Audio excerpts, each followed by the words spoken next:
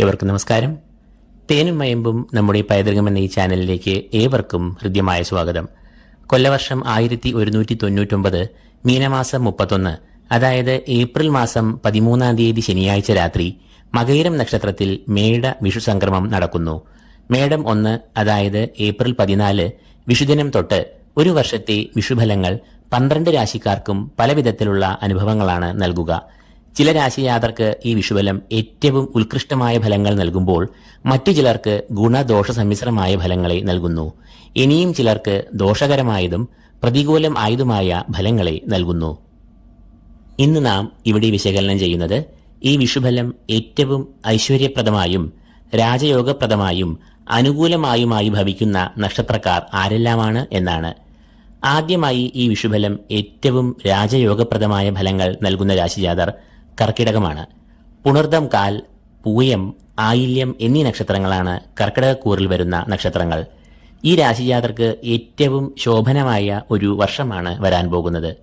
ഈശ്വരന്റെ പ്രതിരൂപമായ വ്യാഴം ഈ രാശിജാതരുടെ 11ാം ഭാവത്തിലേക്കാണ് പ്രവേശിക്കുവാൻ പോകുന്നത്.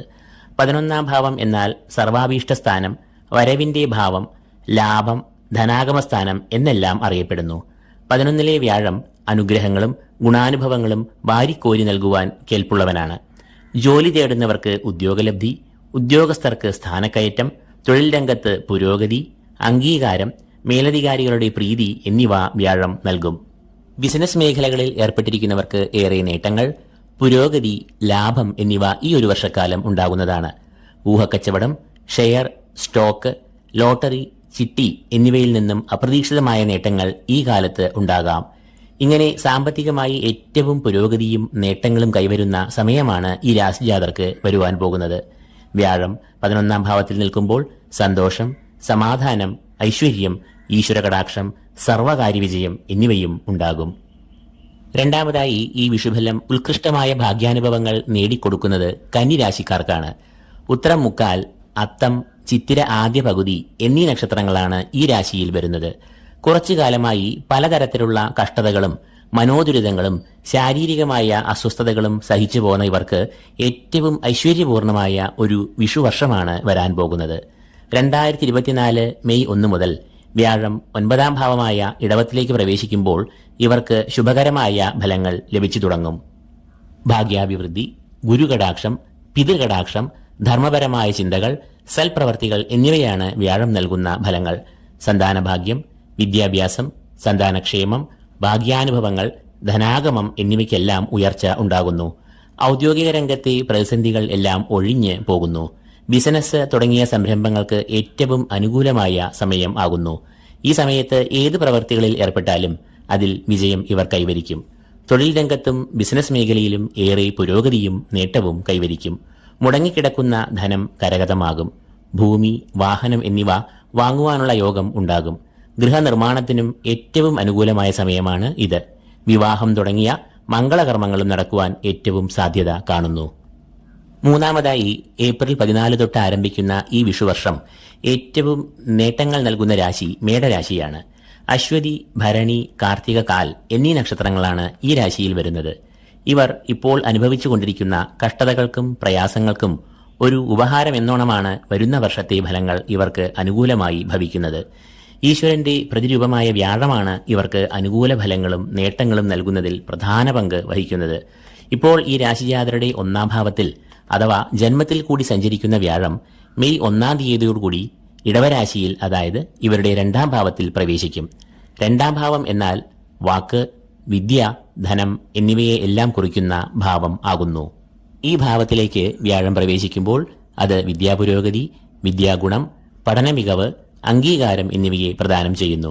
കൂടാതെ ധനപരമായി നല്ല ഉയർച്ച, സാമ്പത്തിക നേട്ടങ്ങൾ എന്നിവയും 2ലെ വ്യാഴം നൽകും. സർവകാര്യവിജയം, എല്ലാ രംഗങ്ങളിലും പ്രശസ്തി എന്നിവയും 2ലെ വ്യാഴം നൽകുന്ന ഗുണഫലങ്ങൾ ആണ്. കൂടാതെ ഈ രാശിജാതരുടെ 9ാം ഭാവാധിപനും വ്യാഴം ആകുന്നു. 9ാം ഭാവം എന്നാൽ ഭാഗ്യം, പൂർവ്വപുണ്യം എന്നിവയെ കുറിക്കുന്നു.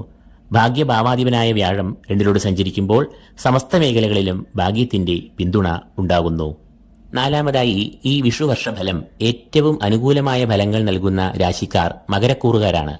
ഉത്രാടം മുക്കാൽ, തിരുവോണം, അവിട്ടം ആദ്യ പകുതി എന്നീ നക്ഷത്രങ്ങളാണ് ഈ രാശിയിൽ വരുന്നത്. ഈ രാശിജാതർ കുറച്ചു വർഷങ്ങളായി ഏറെ കഷ്ടതകളും മനപ്രയാസങ്ങളും അനുഭവിച്ച് വരികയാണ്.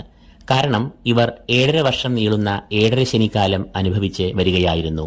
എന്നാൽ വരുന്ന മെയ് 1 മുതൽ ഈ രാശിജാതർക്ക് ഏറെ ആശ്വാസം പകർന്നുകൊണ്ട് വ്യാഴം ഇവരുടെ 5ാം ഭാവത്തിലേക്ക് പ്രവേശിക്കുകയാണ്. ഈ മാറ്റം വളരെയേറെ ഗുണകരമായ അനുഭവങ്ങളും ഫലങ്ങളും ഈ രാശിജാതർക്ക് നൽകും. സർവകാര്യ വിജയം, സൽകീർത്തി, ഐശ്വര്യം, ധനലാഭം, സന്താനങ്ങൾക്ക് സൗഖ്യം, സന്താനഭാഗ്യം, പുരോഗതി എന്നിവ വ്യാഴം 5ൽ നിൽക്കുമ്പോൾ ലഭിക്കുന്ന ഫലങ്ങളാണ്. വിദ്യാർത്ഥികൾക്കും ഈ കാലയളവ് ഏറെ നല്ലതാണ്. കൂടാതെ ബന്ധുക്കളുമായും നല്ല ബന്ധം ഈ സമയത്ത് ഉണ്ടാകും. ഔദ്യോഗിക രംഗത്തും കർമ്മമേഖലയിലും എല്ലാം പുരോഗതി ഈ രാശിജാതർക്ക് വ്യാഴം ഈ 5ാം ഭാവത്തിൽ സഞ്ചരിക്കുമ്പോൾ ലഭിക്കുന്നതാണ്. 5ാമതായി ഈ വിഷുഫലം ഏറ്റവും ഗുണഫലങ്ങൾ നൽകുന്ന രാശിജാതർ വൃശ്ചിക രാശിക്കാരാണ്. വിശാഖം, കാൽ, അനീഴം, തൃക്കേട്ട എന്നീ നക്ഷത്രങ്ങളാണ് ഈ രാശിയിൽ വരുന്നത്. വ്യാഴത്തിന്റെ അനിഷ്ടസ്ഥിതി കൊണ്ടുള്ള ദുരിതങ്ങൾ, ശത്രുദോഷം, തടസ്സങ്ങൾ, പരാജയങ്ങൾ, രോഗങ്ങൾ എന്നിവ മൂലം കഷ്ടതകൾ അനുഭവിച്ചു വരികയായിരുന്ന ഈ നക്ഷത്രജാതർക്ക് ഏറ്റവും അനുകൂലമായ ഫലങ്ങളാണ് വരുന്ന നാളുകൾ സമ്മാനിക്കുവാൻ പോകുന്നത്. ഈ കഷ്ടതകൾക്കും ദുരിതങ്ങൾക്കും എല്ലാം വരുന്ന മെയ് 1 മുതൽ വളരെ വലിയ ഒരു മോചനം ലഭിക്കും. അന്നേ ദിനം വ്യാഴം താൻ ഇപ്പോൾ സഞ്ചരിക്കുന്ന മേടം രാശിയിൽ നിന്നും ഇടവം രാശിയിലേക്ക് പ്രവേശിക്കുകയാണ്. ഇടവം രാശി എന്നത് വൃശ്ചികക്കൂറുകാരുടെ 7ാം ഭാവം ആകുന്നു. 7ാം ഭാവം എന്നത് കളത്രഭാവം എന്നാണ് അറിയപ്പെടുന്നത്. 6ാം ഭാവത്തിൽ നിന്നും 7ാം ഭാവമായ ഇടവത്തിലേക്ക് വ്യാഴം രാശിമാറ്റം നടത്തുമ്പോൾ സകല പ്രതിസന്ധികളും പ്രയാസങ്ങളും ഓരോന്നായി ഒഴിഞ്ഞ് കുടുംബത്തിൽ സമാധാനം, സ്നേഹം, സൗഖ്യം, സന്താനക്ഷേമം, ജീവിതത്തിൽ ആകെ പുരോഗതി, ഔദ്യോഗിക രംഗത്ത് ഉയർച്ച എന്നിവ കൈവരും. വിവാഹം, ഗൃഹാരംഭം തുടങ്ങിയ മംഗളകാര്യങ്ങൾ നടക്കുവാൻ ഏറെ സാധ്യത ഉണ്ടാകും. വൈവാഹിക ജീവിതത്തിൽ നല്ല ഐക്യം, കുടുംബത്തിൽ സ്വസ്ഥത, സമാധാനം, പൊതുവായ സൗഖ്യം എന്നിവ വന്നു ചേരുന്ന സമയമാണ് വരാൻ പോകുന്നത്. അപ്പോൾ മേൽപ്പറഞ്ഞ 5 രാശികൾക്കും അതിലെ 15 നക്ഷത്രജാതർക്കും ഏറ്റവും അനുകൂലമായ ഒരു വിഷുഫലമാണ് വിഷുക്കണിയായി ഈശ്വരൻ ഇവർക്ക് ഒരുക്കിയിരിക്കുന്നത്. തങ്ങളുടെ അനുകൂലമായ ഈ സമയം പരമാവധി യുക്തിപൂർവം ഇവർ പ്രയോജനപ്പെടുത്തുക. ഏവർക്കും ഏറ്റവും ഉജ്ജ്വലമായ വിഷുവാശംസകൾ നേർന്നുകൊണ്ട് ഈ എപ്പിസോഡ് ഇവിടെ പൂർണ്ണമാകുന്നു. ഏവർക്കും നന്ദി, നമസ്കാരം.